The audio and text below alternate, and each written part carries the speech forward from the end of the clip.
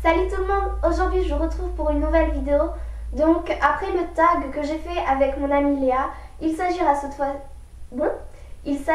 fois-ci d'une vidéo conseil sur comment améliorer son écriture. Voilà, je me suis dit que la rentrée était il y a 3 semaines et que ça serait pas mal de faire une petite vidéo sur l'écriture. Voilà, je n'avais pas fait depuis très longtemps. Ma première vidéo par rapport à l'écriture entre guillemets, c'était je crois comment écrire, voilà. Et là je me suis dit comment améliorer son écriture, ça peut être pas mal. Donc je vais vous donner quelques petits conseils que j'ai trouvé toute seule en écrivant ou que j'ai pu voir sur d'autres personnes et qui pourront peut-être vous faire des idées et vous aider à vous lancer ou à vous améliorer, enfin surtout à vous améliorer. Tout d'abord, il faut écrire des choses différentes. Donc si vous écrivez toujours le même genre, forcément, au bout d'un moment, ça ne va pas vous apporter grand-chose. Bon, l'avantage, c'est qu'à l'école, généralement, au collège, au lycée, quand on vous demande de faire une expression écrite, le sujet change. Donc vous pouvez très bien écrire une lettre, ou vous pouvez écrire par exemple un rapport, ou alors vous devrez écrire le début d'une nouvelle, ou au contraire le milieu d'un conte de fées. Donc enfin voilà, l'avantage c'est que les professeurs, justement pour vous aider à vous améliorer, vont varier les exercices de style et le genre d'écriture que vous devez écrire. Donc voilà, ne négligez pas ça et essayez vraiment d'aller voir un peu partout. Second conseil, essayez de mener des projets à long terme ou à court, mais quoi qu'il en soit, arrivez à la fin de ces projets, terminez vos projets. Le problème c'est qu'on est souvent frustré quand on ne termine pas quelque chose qu'on a commencé. Et quand on l'abandonne, on se dit oh mince, c'est bête, j'aurais pas dû l'abandonner, mais on n'y revient pas dessus. Ce qui est dommage, donc vraiment essayez d'aller jusqu'à fond dans ce que vous faites. Ne commencez pas un roman de 500 pages en sachant que vous n'allez pas le terminer. Commencez vraiment par des choses basiques. Essayez de voir petit au début, mais d'arriver à la fin. Et après, plus vous aurez de l'expérience, entre guillemets, et plus vous essayerez de faire des projets plus longs qui tiennent sur le long terme.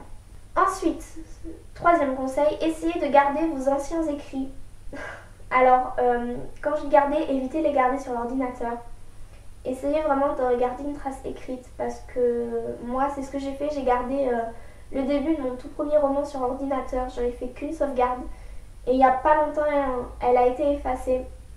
Et je suis super déçue parce que j'avais l'intention de le reprendre en main après la fin de l'écriture du tome 2. Donc voilà, quand vous faites des écrits, gardez-les sous plusieurs formes de copies, à la main, sur l'ordinateur, sur plusieurs clés USB, sur un disque dur externe, afin de pouvoir plus tard les regarder. Parce que ça aussi c'est un très bon conseil que je pourrais vous donner, de relire des textes que vous avez laissés tomber entre guillemets pendant plusieurs mois ou plusieurs années même, et vous rendre compte à quel point vous avez évolué. Ça peut être une très bonne expérience et puis vous vous rendez compte de tout le chemin que vous avez parcouru. Et parce que quand on écrit continuellement, on ne se rend pas compte que notre manière d'écrire a évolué. Donc c'est un conseil, je pense, que tout le monde devrait suivre. Parce que la meilleure façon d'apprendre, c'est de regarder souvent derrière soi pour voir ce qu'on a fait avant. Un autre conseil, quand vous écrivez quelque chose qui n'est pas intime, enfin qui n'est pas vraiment à vous, enfin je me comprends, quand on écrit c'est toujours intime d'une certaine manière. Essayez de lire vos trucs, enfin vos écrits. Donc essayez de faire lire vos écrits parce que les amis de votre entourage peuvent vous aider parce que on n'a pas besoin d'être un super grand écrivain, il suffit juste d'être un lecteur. C'est-à-dire que si vous écrivez quelque chose que personne ne comprend, c'est qu'il y a un problème. Donc essayez de faire lire ce que vous écrivez régulièrement. Et après, certaines personnes peuvent vous aider par exemple sur une description qu'il faudra approfondir, au contraire sur un passage qu'il faudrait raccourcir parce que trop long, ou encore sur une facette d'un personnage qui n'est pas assez exploré. Enfin voilà quoi. Faites lire vos écrits parce que votre famille, vos amis peuvent vous aider pour vous améliorer. Ensuite, il faut corriger ses fautes. Et je ne parle pas seulement des fautes d'orthographe, je parle également des fautes de syntaxe quand il manque des mots, parce que parfois quand on écrit trop vite, il manque des mots. N'hésitez pas aussi à relire les fautes dans votre récit même, par exemple. un personnage, je sais pas, par exemple, prend un objet sur la table et l'oublie, je ne sais pas moi, par exemple sur son lit. Et arrivé au lycée, il a de nouveau cet objet entre les mains. Enfin, vous voyez, il y a une incohérence dans le récit, donc faites beaucoup attention à ça. Ensuite, n'hésitez pas à vous lancer des challenges, que ce soit des concours d'écriture ou un temps limité pour écrire ou un exercice que vous aimeriez faire. Bref, lancez-vous des challenges parce que ça va vous motiver. Par exemple, si vous n'avez pas envie d'écrire, dites-vous que vous allez faire une sorte de libérage d'expression. Enfin, je n'ai pas vraiment de mots appropriés pour ça. Vous allez mettre de la musique et pendant, je ne sais pas, par exemple 5 minutes, vous vous dites, ben voilà, mon challenge du jour, pendant 5 minutes, je ne fais qu'écrire ce qui me passe par la tête. Ou alors, un autre jour, ça peut être, ah ben tiens, je vais essayer de participer à ce concours parce que j'ai pas souvent écrit ou j'ai envie de me confronter à d'autres auteurs. Autre chose qui pourrait être intéressant, faire sa page Facebook. Personnellement, j'en ai fait une et ça m'a pas apporté grand chose, mais je sais que pour certaines personnes, ça aide beaucoup. C'est vraiment un lieu de défouloir où ils peuvent parler à des gens. Donc ça peut être un conseil aussi, que je n'ai pas expérimenté, mais je sais qu'il fonctionne sur certaines personnes. Donc après, à voir par rapport à vous, si vous avez le temps et tout.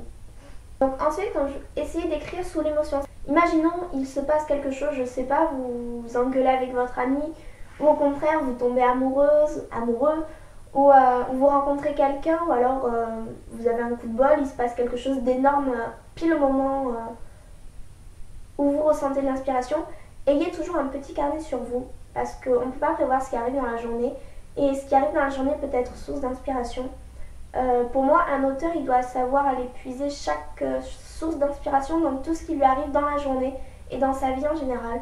Donc essayez vraiment d'avoir toujours quelque chose pour noter sous la main, même si c'est pas un carnet, parce que si vous avez envie d'acheter un carnet, même si c'est au coin d'une feuille volante, pour moi c'est vraiment super important d'avoir toujours quelque chose pour écrire à n'importe quel moment de la journée.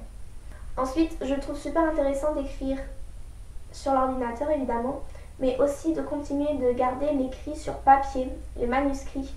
Ça apporte quelque chose que l'ordinateur ne peut pas apporter. Sur le papier, vous pouvez faire des petites annotations, vous pouvez vraiment vous créer votre univers, que sur l'ordinateur, déjà, c'est plus compliqué. L'ordinateur apporte aussi beaucoup de choses à l'écriture, puisque, enfin, ce que je vais vous dire peut paraître bête, mais pour moi, il est beaucoup plus difficile de se situer sur une page blanche, sur un écran, que sur ça, par exemple. Donc je pense que les deux sont complémentaires et qu'il faut vraiment savoir écrire aussi bien sur l'ordinateur que sur le manuscrit. Et enfin, le dernier conseil que je pourrais vous donner pour améliorer votre écriture, c'est de lire vraiment beaucoup. Bref, lisez beaucoup de livres parce que ma prof de français m'a dit vers le début d'année, les grands auteurs sont avant tout de grands lecteurs et je trouve qu'elle a parfaitement raison. C'est-à-dire qu'il faut avoir une certaine culture littéraire aussi pour pouvoir s'améliorer parce que découvrir de nouveaux auteurs, c'est découvrir de nouveaux styles, découvrir de nouveaux livres, c'est découvrir de nouveaux genres. Et puis selon les époques, c'est pas du tout les mêmes mentalités. Donc vraiment, essayez d'avoir une culture littéraire très variée quand vous écrivez. Parce que même si vous vous en rendez pas compte, vous allez être influencé par les auteurs que vous préférez et que vous lisez. Et c'est à travers eux aussi que vous allez trouver l'inspiration pour écrire. Donc voilà, c'est tout pour cette vidéo. Je suis désolée pour ma voix qui est devenue bizarre. N'hésitez pas à me suivre sur la chaîne Twitter sur le compte Twitter pardon, de la chaîne. N'hésitez pas non plus à m'écrire à mon adresse mail qui se trouve en barre d'infos. À part ça, il n'y a pas grand chose. Bon, comme d'habitude, tout sera en bas. N'hésitez pas à commenter, à aimer la vidéo et à vous abonner. On est désormais 51 abonnés. Merci à vous. Donc voilà. Je vous souhaite une très bonne fin de semaine. Et je vous dis bonne lecture. Bisous tout le monde. Et à la prochaine.